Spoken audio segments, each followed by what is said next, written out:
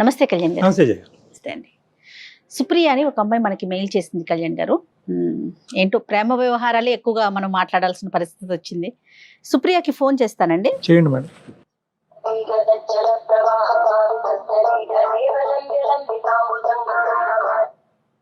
Hello hello, Supriya గారండి.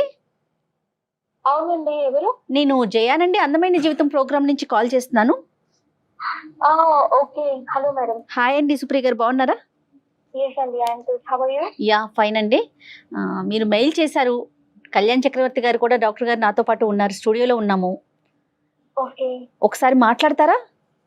Yeah అండి, sure. Right అండి, ఒకసారి మాట్లాడండి. నమస్కారం కళ్యాణ్ గారు. నమస్తే అమ్మా. సుప్రియ. సుప్రియ అండి. ఎంతమ్మా నీ ఏజ్? మీరు ఏం చేస్తూ ఉంటారమ్మా? 26 years సార్. 26. ఓకే. Yes. ఏం చేస్తుంటారు? కుకట్పల్లిలో ఉన్నానండి. Okay. బీటెక్ అయిపోయింది. సో ప్రెసెంట్ జాబ్ చేస్తున్నాను. సరే. నా ప్రాబ్లం వచ్చేసి సార్, బీటెక్ లో ఉన్నప్పటి నుంచి నేను నాని అనే ఒక అబ్బాయి ఇద్దరం లవ్ చేసుకుంటున్నాం. అమ్మా. నేను ముందు నుంచి ఎలాంటి అమ్మాయిని అంటే, మమ్మీ డాడీ చాలా చాలా చాలా పద్ధతిగా పెంచారు సార్. నాకు ఎప్పుడు అంటే లవ్ మీద ఎప్పుడు ఇదివరకు ఒపీనియన్ లేకుండేది.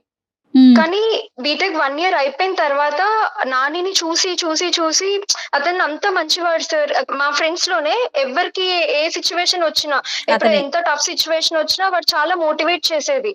అంత అంత అంత kind nature and very good personality sir అతను.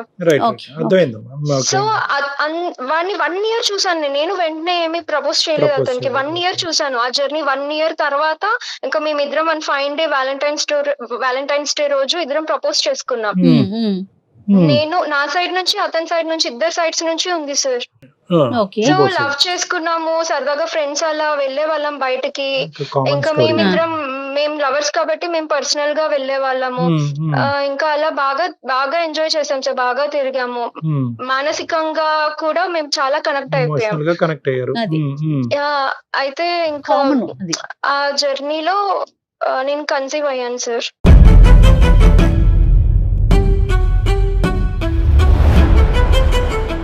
సో యువర్ ఇప్పుడు కన్సీవ్ అయ్యి ఉన్నావమ్మా? నువ్వు ప్రెగ్నెంటా? లేదు సార్, అప్పుడే. అప్పుడంటే ఎప్పుడమ్మా? ఫోర్త్ ఇయర్ లో ఉన్నప్పుడు సార్. అప్పుడేనా? ఓకే. Yeah. అయితే అతని మనస్తత్వం ఎలా ఉండింది అంటే, భయపడిపోయాం మేము. ఎలా ఏం చేయాలి ఇప్పుడు, ముందు ఏంటి భయపడితే ఇంకా చదువుకుంటున్నాము, సెటిల్ అవ్వలేదు మనము అన్న ఒక భయంలో ఇదిలో ఉండిపోయాను నేను. అయితే అతను ఓకే, ఇట్స్ ఓకే, మనిద్దరం మ్యారేజ్ చేసుకుంటాం కదా బీటెక్ అయిపోయిన తర్వాత, ఇప్పుడు ఈ ప్రస్తుత సిచ్యువేషన్ లో ఇది కరెక్ట్ కాదు, సో అబార్ట్ చేసుకుందాము అని ఇద్దరం కలిసి డిసైడ్ అయ్యి, సో నేను ఒక గైనకాలజిస్ట్ దగ్గరికి వెళ్ళాను సార్. సో పిల్లిస్తే ఇంకా అబార్ట్ చేసుకున్నాను.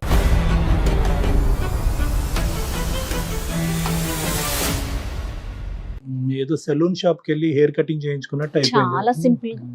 ఓకే అమ్మా. సరే అమ్మా, చెప్పమ్మా. నెక్స్ట్ ఏంటి సుప్రియ? ఇంకా ఆ కన్ఫ్యూజన్ లో ఉన్నానండి నేను. Okay. అయితే ఈ కన్ఫ్యూజన్ లో ఉన్న టైంలో అతను సడన్ గా ఒకసారి ఎప్పుడు కలుసుకునే ప్లేస్ కి రా అనేసి అంటే, సరే అని నేను క్యాజువల్ గానే వెళ్ళాను. ఇంకా అతను వచ్చి సడన్ గా ఎలా ఉన్నావు, ఏం చేస్తున్నావు అని మాట్లాడుతూ, ఇప్పుడు ఒకవేళ నేను నీ లైఫ్ లో లేకపోతే నువ్వు ఎలా అనుకుంటున్నావు, ఏం చేద్దాం అనుకుంటున్నావు, మన ఇద్దరం ఒకవేళ కలిసి ఉండే పరిస్థితులు మనకు లేకపోతే ఏం చేద్దాం అనుకుంటున్నావు అని అన్నాడు సార్ సడన్ గా.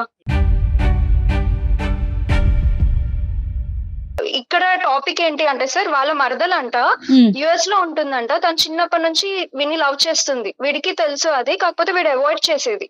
ఓకే. ఇప్పుడు ఏంటి, ఆ అమ్మాయి పెళ్ళంటూ చేసుకుంటే నేను బావనే చేసుకుంటాను అనేసి వాళ్ళ పేరెంట్స్ ని బెదిరించేసింది.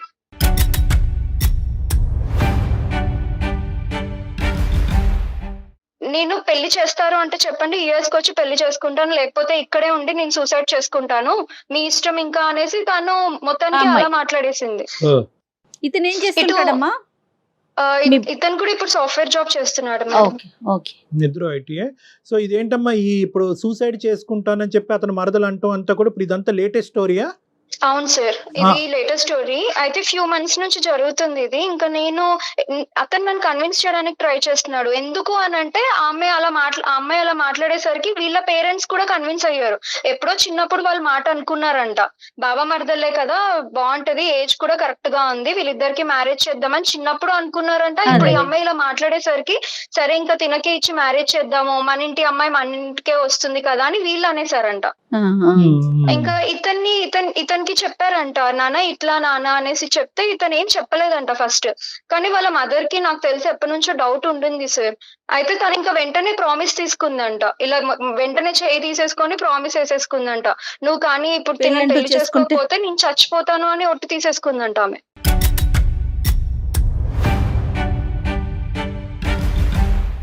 ఎవరు చెప్పారమ్మా ఈ విషయాలన్నీ? అతనే చెప్పారా నీకు? అవును మేడం, Okay. అతనే చెప్పాడు నాకు. కదమ్మా అతనికి అదే అసలు రోజు. అసలు అతనికి హింటే లేదా సుప్రియ దట్ ఒక మరదలు ఉంది, ఆ అమ్మాయి మీద ఆమె నా మీద ఆశ పెట్టుకుంది, పెద్దలు కూడా మీ ఎదురు ఫ్యామిలీలో ఉంది. ఈ ఆలోచన ఉందనేది ఓకే, ఇతనికి అట్రాక్షన్ ఉందా లేదా అనేది డిఫరెంట్ స్టోరీ, కానీ ఈ బేసిక్ ఆలోచన బ్యాక్గ్రౌండ్ లో వాళ్ళకి ఉందన్నది తెలీదా నిజంగా నానికి? మరదలు ఉంది అని చెప్పేది సార్ అతను. మరదలు కాకపోతే ఉంటదిలేండి. ఇతను సీరియస్ కాదు కదా. ఇతనికి ఎప్పుడు సీరియస్ కాదు. ఆమె మీద ఎప్పుడు తినకు ఫీలింగ్స్ లేవు. ఇతను కంప్లీట్ నేనే ఇంకా. సో ఇక్కడ 2 థింగ్స్ కదమ్మా, ఆ అమ్మాయి ఇతని మీద ఇంత స్థాయి ఫీలింగ్స్ డెవలప్ చేసుకోవటం అనేది నానికి తెలీదు. పేరెంట్స్ అవును. బ్యాక్ డోర్ నుంచి వాళ్ళందరూ ఒక ఒప్పందంకి వచ్చి ఇతని చేత ప్రామిస్ చేసుకోవటం అనేది కూడా అతనికి తెలీదు. ప్రామిస్ చేయించుకునే స్థాయికి సార్. రావటం కూడా ఇతనికి తెలియదు. అవును. సో కానీ ఇతనికి ఏమీ అదంతా తెలియదు. జరిగిపోయేసరికి అతను ఇంకా ఏంటి ఇలా చచ్చిపోతా అనేసరికి అతను ఆ పానిక్ మూమెంట్ లో అతను ఏం చెప్పలేక సరే అనేసి అనేసాడంట. ఆహా, ఒప్పేసుకున్నాడు కూడాను. అవును మేడం. ఈ Okay. మధ్యలో ఇంకేమి ఇది చెయ్యలేక అతను నాతో ఏం బాధపడతాడంటే, ఆ, నా పేరెంట్స్ నాకు ఫస్ట్ కదా, తర్వాత నువ్వు కదా అనేసి అంటాడు. కరెక్టే సార్, అది కూడా కరెక్టే. అతను అయోమయంలో ఉన్నాడా లేకపోతే ఏంటి అనేది నాకు అర్థం అవట్లేదు. కానీ మేము ఒక ఫ్యూచర్ ఊహించేసుకున్నాం ఇద్దరం. 4-5 సంవత్సరాల పాటు ప్రేమించినటువంటి ఒక అమ్మాయి యొక్క పరిస్థితి ఏమంటది, ఏమవుతుంది అన్నది ఆలోచించకుండా, ఓకే వాళ్ళ అమ్మ ప్రామిస్ చేయించుకోవాలని అనుకుంది, అక్కడ ఆ అమ్మాయి సూసైడ్ చేసుకోవాలనుకుంటున్నది ఆ మరదలు అనుకుంటుంది. ఈ మధ్యలో ఒక గ్యాప్ అయితే ఉందిగా. ఈ మధ్యలో గ్యాప్ లో ఇంకో సుప్రియ ఇది జరగబోతుంది, ఇలా అవబోతుంది, నా పరిస్థితి ఇలా ఉంది, ఏం చేయమంటావు అనేటటువంటిది ప్రామిస్ చెయ్యకముందు వచ్చి నీతో మాట్లాడాలి, కానీ ప్రామిస్ చేసేసి వచ్చి నీకు ఇక్కడ బ్రేకింగ్ న్యూస్ చెప్తే ఎలాగమ్మా సుప్రియ? సుప్రియ సార్ అయ్యయ్యో, ఇప్పుడు ఏడిస్తే కాదమ్మా, ఇప్పుడు ఏడిస్తే కాదు కదా. ఇప్పుడు ఇప్పుడు నేను మొత్తం సరౌండ్ అయిపోయాను సార్. నాకు ఎటు ఏ దారిలో వెళ్ళాలో నాకు అర్థం అవడం లేదు. అమ్మ నాన్నకు చెప్దాము అంటే ఆడపిల్లకి- ఇప్పుడు నేను గనక వాళ్ళకి చెప్తే వాళ్ళు కుప్ప కూలిపోతారు సార్. పెళ్లికి ముందే మా అమ్మాయికి ఇలా అయింది అన్న నిజం వాళ్ళకి ఎప్పటికీ తెలియకూడదు. ఎందుకంటే నేను అది చేస్తాను, నేను ఎప్పుడు అనుకోలే కళ్ళలో కూడా.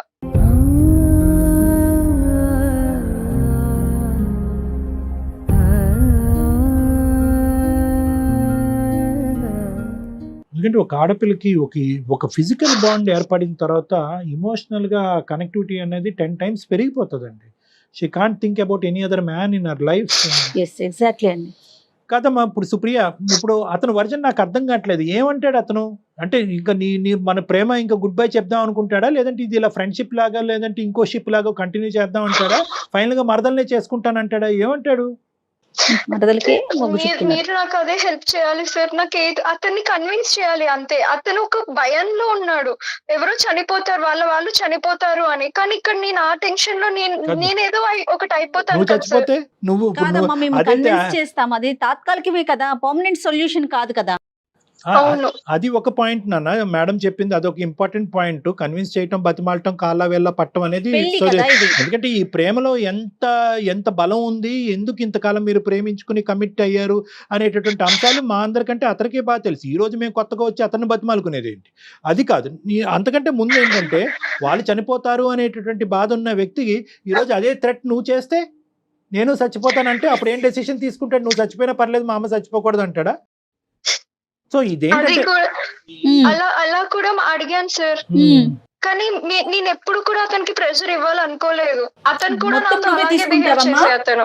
అతనికి ఇవ్వ, మాకు మొత్తం ప్రెజర్ నువ్వే తీసుకుందువు గాని.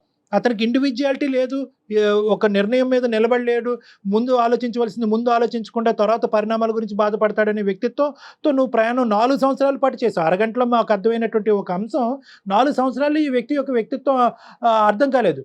అంటే this could have happened any time. ఈ రోజు మరదల రూపాన్ని వచ్చింది కాబట్టి ఈ పరిస్థితి వచ్చిందని మనం అనుకోవడానికి లేదు. అవును, ఎప్పుడైనా జరగచ్చు అంటారు. ఎప్పుడైనా జరగచ్చు. రేపు పొద్దున ఇంకో అమ్మాయి వచ్చి ఇంకో తన జీవితంలో ప్రవేశించి నువ్వు కాదు ఇంకోలని నేను చచ్చిపోతానని ఇంకో అమ్మాయి అంటే కనుక మళ్ళీ నిన్ను వదిలేస్తాడేమో. నీకెప్పుడు కాదు సార్, అతను అలాంటి వాడు కాదు. ఎందుకు అంటే వాళ్ళ మరదలు లేదా వాళ్ళ అమ్మ చనిపోతా అనేసరికి అతని డిసిషన్ తీసుకున్నాడు. మరి అదే అతను ఇంకా నువ్వు కూడా అంటున్నావు కదమ్మా. ప్రతి ప్రేమలో థ్రెట్ కి డిసైడ్ అవ్వాలమ్మా. థ్రెట్ కి తట్టుకునేటటువంటి వాళ్ళే ప్రేమించాలి. ఆ దమ్ము ధైర్యం ఉన్న వాళ్ళే ప్రేమించాలి. వాళ్ళ అమ్మ దగ్గర నుంచి థ్రెట్ రాదని అనుకున్నాడా? మీ పేరెంట్స్ దగ్గర నుంచి ఇంకో థ్రెట్ రాదని అనుకున్నాడా? అన్ని థ్రెట్లకి మనం ఎదురిద్దాము, అన్ని థ్రెట్లను మనం తట్టుకుందాము, అప్పుడే ఇది అసలైనటువంటి స్వచ్ఛమైనటువంటి ప్రేమ, మనం భయపడకూడదు అనేటటువంటి వ్యక్తి ఆ దమ్ము ధైర్యం ఉన్న వాళ్ళే ప్రేమించాలి. ప్రేమించేసిన తర్వాత మా అమ్మ చచ్చిపోతానంది కాబట్టి నీకు గుడ్ బై అంటే ఇంకేమన్నా ఉందమ్మా? ప్రిపేర్డ్నెస్ లేనప్పుడు ఎందుకు మీరు ఎందుకు ప్రేమించుకున్నారు? ఇందుకోసమే నేను స్టార్టింగ్ లో ఎప్పుడు నేను లవ్ లో పడతాను అనుకోలే. ఎందుకంటే నా సరౌండింగ్స్ లో నేను చాలా చూస్తున్నాను. అప్పుడు చాలా చూసాను సార్. లవ్ చేస్తారు కానీ లవ్ మ్యారేజ్ అనేసరికి కొంతమంది వదిలేస్తారు, చీట్ చేస్తారు. సో ఇందుకే నేను ఎవరిని ఆ ఉద్దేశంతో రాలేదు నాకు. కానీ ఇతన్ని 1 year నుంచి దగ్గరగా చూసాను కదా సార్, అందుకు ఇతన్ని లవ్ చేశాను. కాదు నాన్న, నువ్వు ఏవేవి చూసి అతన్ని చేసుకోవాలని అనుకున్నావు అనేది డిఫరెంట్ స్టోరీ. కానీ కొన్ని సందర్భాల్లో ఏంటంటే ఈ విపరీతమైనటువంటి మంచితనం కూడా ఇటువంటి వాటికి శాపం.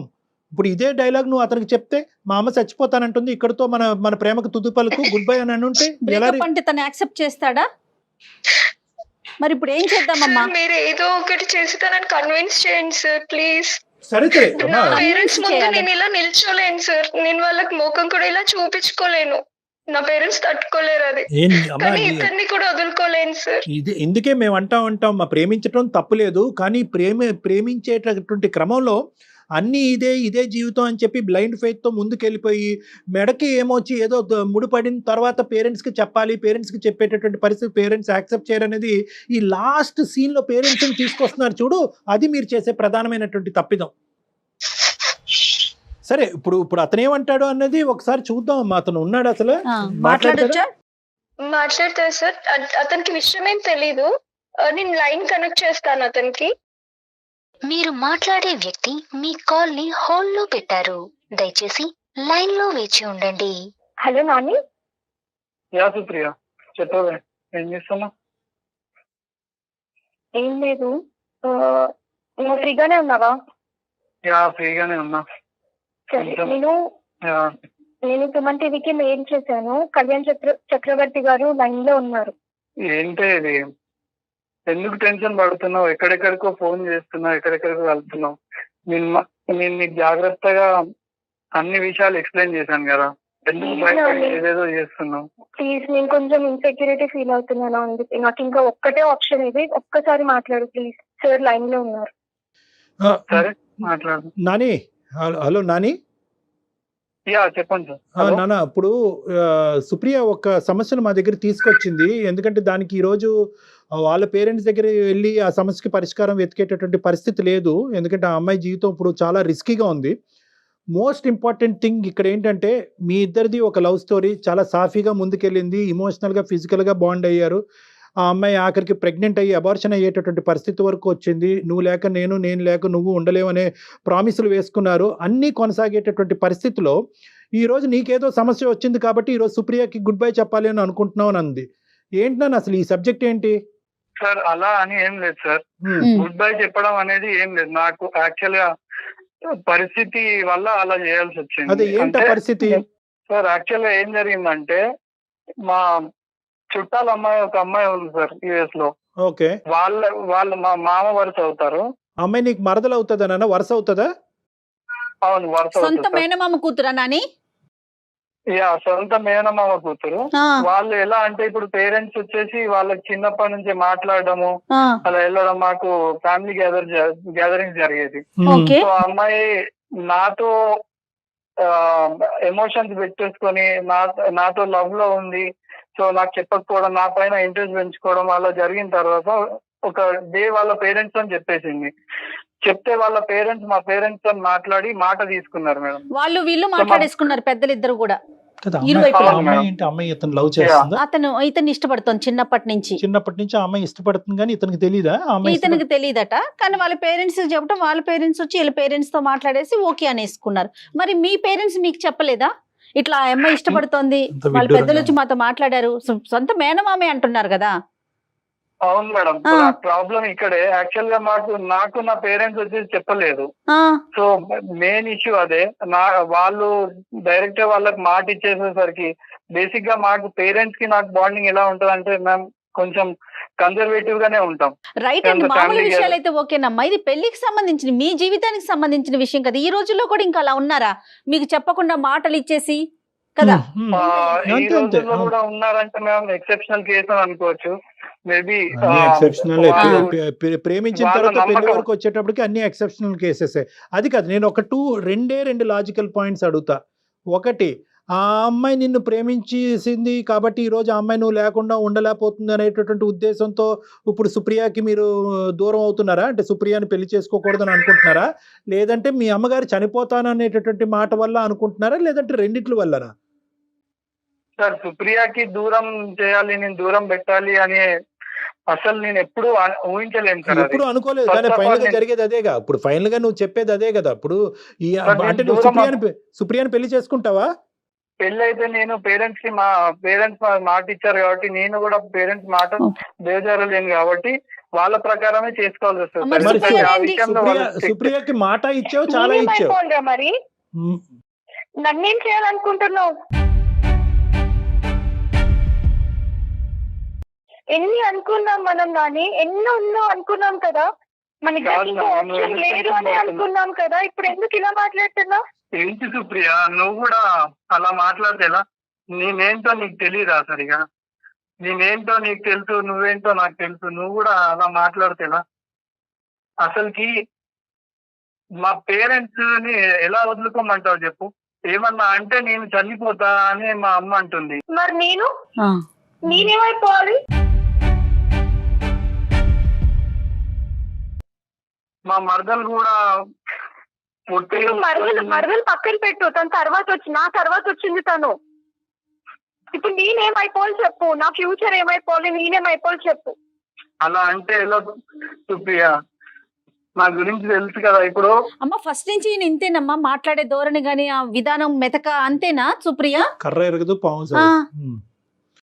ఇతను చాలా కన్విన్సింగ్ గా మాట్లాడతాడండి, అదేలే. కానీ అందులో నిజం ఉంటుంది. అదే కదా. అలా అని కాదు సార్. ఇంత మందిని మీరే చెప్పండి సార్, ఇంత మందిని చంపేసుకొని పెళ్లి మరి చేసుకోమంటారా? తన పరిస్థితి ఏంటి, తనకుండదా? కాదు, ఇప్పుడు నువ్వు ఏమన్నా అనబ్బా. ఇంత మంది గురించి నాని, ఇంతగా ఆలోచిస్తున్నావు కదా, నా గురించి ఏం ఆలోచిస్తున్నావు? అదొకటి చెప్పు, కరెక్టే అంతే. మేడం, అదొకటి చెప్పు. కరెక్టే మేడం. నేను అది అలా అని అనట్లేదు. నేను అంటున్నా, నేను ఏమైనా ద్రోహం చేస్తున్నాను సుప్రియకి నేను అంటున్నాను కదా. అంతే. ఇదేంటండి? ద్రోహం అనే మాట చాలా తప్పు, చిన్న మాట. నువ్వు అమ్మాయితో శారీరకంగా కలిశారు, మీ అమ్మాయి ప్రెగ్నెంట్ అయ్యి అబార్షన్ చేసుకుంది. ద్రోహానికి మించినటువంటి ద్రోహం ఇది. ద్రోహానికి మించినటువంటి దూరం. ఈ రోజు నువ్వు మెత్తగా చీజు బటర్ రాస్తున్నట్టు మాట్లాడుతున్నావు, అదంతా వేరే విషయం, అదంతా పక్కన పెట్టు. ఇది ద్రోహం, ఇది అన్యాయం, ఇది అన్యాయం. ఇంత ఇంత కాదా? ఇది అన్యాయం కాదా? నా పరిస్థితి అర్థమవుతుందా? ఇప్పుడు నువ్వు కాదు, నువ్వు చెప్తున్నాను, నన్నేగా కన్విన్స్ చేయాలనుకుంటున్నావు, కానీ నేను ఎక్కడికి వెళ్ళాలి? ఇంకా అటు మమ్మీ డాడీకి చెప్పుకోలేను, ఇటు ఎవరి దగ్గరికి వెళ్ళాలి నేను?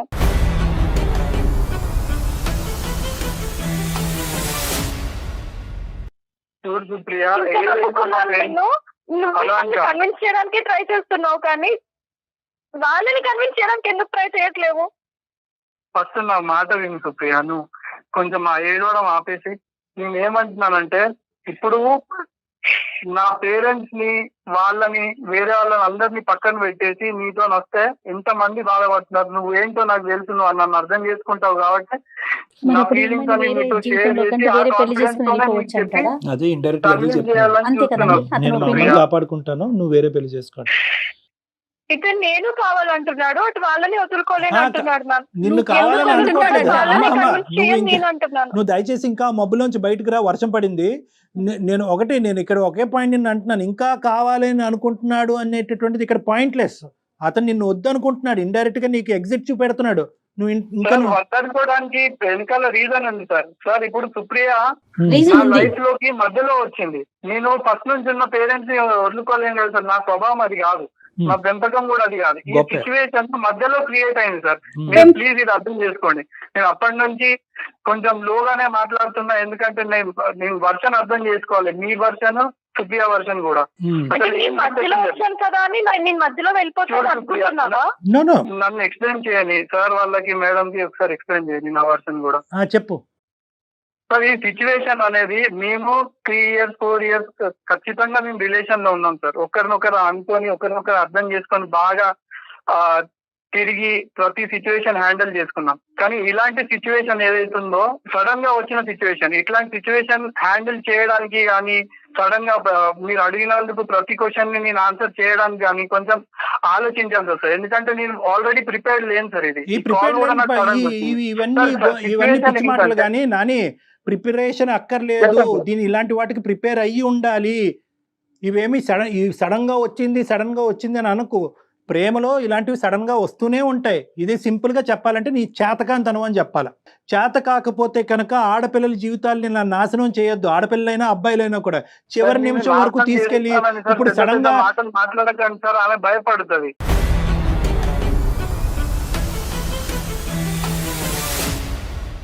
ఈ రోజు మీ మరదలు వచ్చి నేను చచ్చిపోతానని అందో, లేదంటే మీ అమ్మగారు అందోనో కాదు. ఇక్కడ ఇటువంటి పరిస్థితులు ప్రేమలో క్వైట్ కామన్. ఇలాంటివి ఎక్స్పెక్ట్ చేస్తూనే ప్రేమాయణం అనేది మొదలు పెట్టాలి. అన్ని కార్యక్రమాలు అయిపోయిన తర్వాత ఈ రోజు మా అమ్మ తన మీద తాను ఒట్టేసుకుని చచ్చిపోతానంది కాబట్టి నేను విత్డ్రా అయిపోతానని, నేను ఎగ్జిట్ అంటే కనుక అది వర్కౌట్ అవ్వదు. ఇది ఏం అర్థం చేసుకోవాలి. ఎగ్జిట్ అవుతానని ఏం చెప్పట్లేదు మరి ఇది ఏంటయ్యా? ఇది మరి ఏంటి? exit అవ్వు. ఎగ్జిట్ కాకుండానే అక్కడ అమ్మ గురించి మరదలు చేసుకుని ఫ్రెండ్షిప్ గురించి ఈ అమ్మాయిని ఉంచుకుంటావా? తప్పుగా అనుకోవద్దు. ఇంకా అదే పదం అనాలి. మరి ఇక్కడ ఇంకొకటి ఉంచుకోవడం అనేది ఏ ఆడపిల్ల అట్లా కాదు సార్. ఫస్ట్ కొంప తీసి ఈ అమ్మాయిని కూడా చేసుకుంటావా? సార్ ఏ ఆడపిల్ల కూడా ఫస్ట్ ప్రెగ్నెన్సీ వదులుకోవద్దు. అలాంటిది నేను ఇతని కోసం ఎందుకు వదులుకున్నాను? ఇద్దరం కలిసి ఎంతో planning చేసుకుంటూ చదువుకున్న పిల్లవైంది, మరి అక్కడ దాకా ఎందుకు వెళ్ళావు? ఈ రోజు ఇది నీకు ఫస్ట్ హర్డిల్ మాత్రమే. నువ్వు ఒకప్పుడు ఇతన్ని కన్విన్స్ చేసి ముందుకెళ్లేటటువంటి ప్రయత్నం చేస్తే కనుక ఈ వ్యక్తితో ఇలాంటి హర్డిల్స్ నీకు చాలా వస్తాయి. అందరినీ సేవ్ చేయాలనుకుంటాడు, అందరినీ బాగుపరచాలనుకుంటాడు, ఎవరు చచ్చిపోకూడదు అనుకుంటాడు, అందరూ బాగుండాలి అంటాడు. సో ఇక్కడ ఏంటంటే ఇక్కడ అతని పాయింట్ ఆఫ్ వ్యూలో ఏంటంటే ప్రయాణం చేసి అర్థం చేసుకుని, ఎందుకంటే ప్రతి నిమిషం నువ్వు అర్థం చేసుకున్నావు కదా. ఏంటంటే ప్రయాణం కొనసాగడానికి ఒప్పుకున్నావు, ప్రెగ్నెన్సీకి ఒప్పుకున్నావు, అబార్షన్కి ఒప్పుకున్నావు. కాబట్టి ఇప్పుడు మా అమ్మాయిని చేసుకోమంటుంది, వాళ్ళు చిన్నప్పుడే ఒప్పుకున్నారు కాబట్టి ఇది కూడా ఒప్పుకో అంటాడు.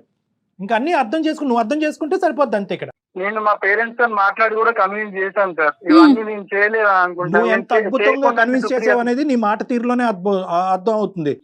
నేను అతను లేకపోతే ఉండలేను సార్. నేను ఇంకా సర్వస్వం అతనే అని నమ్మి అన్ని వద్దంటున్నాడే తల్లి. ఇంకొక అతన్ని మోసం చేయలేను కదా నేను పెళ్లి చేసుకుని. సుప్రియ వాస్తవంలోకి రా. నాని ఇక్కడ నువ్వు తప్పించుకోవటానికి లేదు. మీ పేరెంట్స్తో మాట్లాడమంటే మేము మాట్లాడటానికి. ఎందుకంటే ఇది 5-10 రోజుల ప్రేమ కాదు, ఇది 5 సంవత్సరాల ప్రేమ. మీరు చాలా ప్రామిసెస్ చేసుకున్నారు, చాలా ముందుకెళ్ళారు. నీ వ్యక్తిత్వం నువ్వు మార్చుకోవాలి, నీ ఆలోచన నువ్వు మార్చుకోవాలి. ఒకప్పుడు మీ పేరెంట్స్ నువ్వు ఒప్పించలేకపోతే మీ పేరెంట్స్ ని మేము ఒప్పించేటటువంటి ప్రయత్నం మేము చేస్తాం. ఇక్కడ ఈ అంశంలో మాత్రం సుప్రియకి న్యాయం జరగాలి. సుప్రియ విత్డ్రా అవటానికి లేదు. నీ చేతకానితనం వల్ల సుప్రియ బలవ్వకూడదు. కాదమ్మా నాని, ఆ ఆప్షన్ ఇస్తారా? పేరెంట్స్ తో డాక్టర్ గారు మేమందరం కూర్చొని మాట్లాడే ప్రయత్నం చేద్దాం, ఒకసారి ట్రై చేద్దాం. ఖచ్చితంగా మాట్లాడండి సార్. నేను దానికి 100% వాళ్ళు విల్లింగ్ ఉండరు మేడం. ఫస్ట్ ఆఫ్ ఆల్ పెళ్లి కావాలని ఎందుకు సార్? దానికి ఒక స్టాంప్. పెళ్లి చేసుకుంటున్నాం, మీరు పెళ్లి చేసుకోవటం గురించి కాదా? ఏం మాట్లాడుతున్నావు? ప్రేమ పెళ్లికే దారి తీస్తుందా సార్? అయ్యో రామా, నీలో ఒక నాటోడు కనిపిస్తున్నాడు నాకు. మీరే చెప్పండి సార్. ఓన్లీ పెళ్లి వల్లనే, పెళ్లి అనే ఒక మాట వల్లనే ప్రేమ కరెక్ట్ వీళ్ళది ప్రేమ 100% పెళ్లి జరిగితేనే ప్రేమ కరెక్ట్ అని అంటారా డాక్టర్ గారు అడుగుతున్నారు. ఎస్ సర్వనాశనం అయిపోతుంది ఈ అమ్మ సమాజం. ఎందుకు సార్? సమాజం ఎవరు సార్? నేను అడుగుతున్నాను. సమాజం మీరా మేడమా ఎవరు సార్? సమాజం నాకు ఏమైనా ఇబ్బందులు వచ్చినప్పుడు సమాజం అసలు వచ్చింది. నేను క్లియర్ గా చెప్తున్నాను సార్. సుప్రియాని నేను ప్రేమిస్తున్నా, మొమ్మాకి ప్రేమిస్తున్నా, ఎప్పటికీ ప్రేమిస్తాను. పదం వాడే అర్హత లేదు. ప్రేమించుకున్నారు, దగ్గరయ్యారు, ఒకళ్ళు ప్రామిస్ చేసుకున్నారు, 1కి 100 సార్లు పెళ్లి చేసుకుంటాం అన్నారు. ఇంకేం కావాలయ్యా? ఇంకేం కావాలి? సార్ ఇద్దరం చాలా లవ్ చేసుకున్నాం కదా, నన్ను దిక్కులేని పరిస్థితిలో నన్ను వదిలేయకు నాని ప్లీజ్. వదలడమ్మా, ఎవరి గురించి వదులుతాడో చూద్దాం. నీకు ఎవరు వదులుతున్నారు సుప్రియ? నేను అంటున్నా వదులుతున్నానని, నువ్వు అంత పెద్ద పెద్ద మాటలు ఎందుకు మాట్లాడుతున్నావు? పెద్ద మాట్లాడే చేస్తున్నావు ఇక్కడ. ఆ అమ్మాయి పరిస్థితి ఏంటి చెప్పకుండా నిన్ను వదలను అంటే కనుక అక్కడ చేసుకుంటానంటున్నావు, ఇక్కడ ఈ అమ్మాయిని ఏం చేస్తావు? నీకేంటంటే గాల్లోకి ఎగిరి తన్నే ఆ అమ్మాయి దొరుకుంటే సరిపోయి ఉండేది. మీ పేరెంట్స్ తో అటువైపు నీ మరదలతో నేను జయ గారు మాట్లాడటానికి రెడీగా ఉన్నాం. నువ్వు రెడీయా? ఖచ్చితంగా మాట్లాడాను సార్. Right. మీరు Right. మీరు హెల్ప్ చేస్తా అంటే నేను ఎందుకు కాదంటాను సార్. సుప్రియ, మేడం సుప్రియ నువ్వు కూడా వెయిట్ చేయి, ఒకసారి మనం వాళ్ళ పేరెంట్స్ తో మాట్లాడే ప్రయత్నం చేద్దాము. అలానే తను కూడా డైరెక్ట్ గా ఒకసారి డాక్టర్ గారితో కూర్చుంటే కొన్ని కౌన్సిలింగ్స్ yes, కొన్ని yes. తీసుకోవాల్సిన అవసరం అయితే చాలా చాలా స్పష్టంగా కనిపిస్తా ఉంది.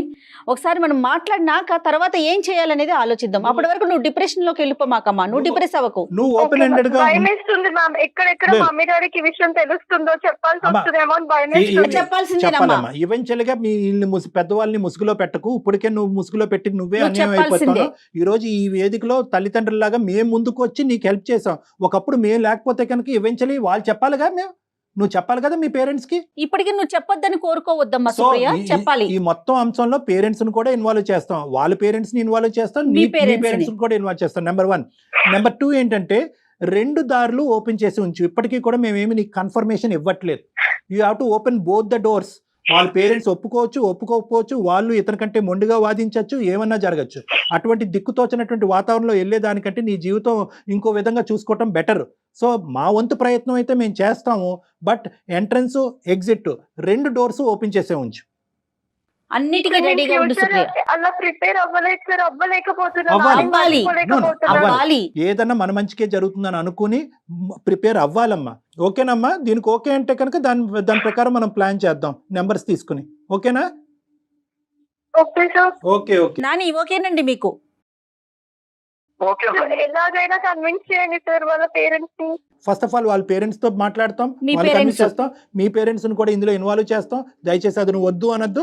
అక్కడ అమెరికాలో ఉన్న ఆ మహాతల్లికి కూడా మాట్లాడతాం. ఓకేనా Nani? Okay sir. Okay okay right. Okay, all the best. అప్పటి వరకు పేషెంట్ గా ఉండండి, గొడవ పడకండి. Okay sir. ఓకేనమ్మా, బాయ్. నమస్తే. ఈ అమ్మాయి ఇప్పటికీ కూడా మా పేరెంట్స్ కి చెప్పొద్దు అంటుంది. అతనేమో ఓకే నేను నన్ను కాదనుకున్నానా, నువ్వే కావాలి, ఇంక ఇదే నాకు తెలిసి అసలు ఇది ఎంతవరకు నిజమో ఏంటో కూడా మీరు ఒకసారి పేరెంట్స్ తో మాట్లాడితే కానీ అసలు విషయం బయటకు రాదేమో. నెంబర్స్ తీసుకోండి. ఎస్ఎస్ కళ్యాణ్ గారు. రైట్ అండి, నమస్తే.